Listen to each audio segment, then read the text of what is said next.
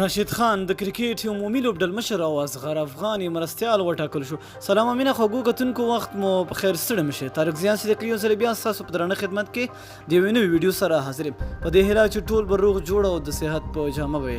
د افغانستان د کرکټ بورډ اداره وایي چې نن د یوې غونډې په طرز کې د کرکټ د ملي لوبډلې د دریو واړو فارمیټونو ټیسټ 50 وریزه او 100 وریزو لپاره راشد خان د کپټان یا لوبډل مشر او اصغر افغاني د مرستیال مشر په توګه ګمارلی دی.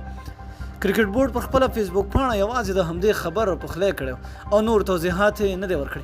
دا ټاکنې داسې مهال ترسره کیږي چې د ګلبدین نایب په مشرۍ افغان کرکټ ملي لوبډلې په نړیوال جام کې ټولې 9 واړه سیالۍ یو په بل پسې وبایللې او په تعقیب یې دغه اداره له سختو نیوکو سره مخ شو. که څه هم تر دې وړاندې راشد خان د 100 وریزو لوبو لوبډل مشر ټاکل شوی خو کرکټ بورډ نوموړی له دې امله بېرته معزول کړ چې ګواکې د بورډ د چارواکو پرېکړو ته یې سپک کتلی دی. سرچینې وایي تازه ټاکنې هم د ارګ په مستقیم دخالت وروسته تر هغه ترسره شوې کله چې جمهور رئیس غني په بورډ کې د اصلاحاتو غوښتنه وکړه. تاسو خپل نظر سره په کمنټ کې شریک کړئ. تر بلې ویډیو ته الله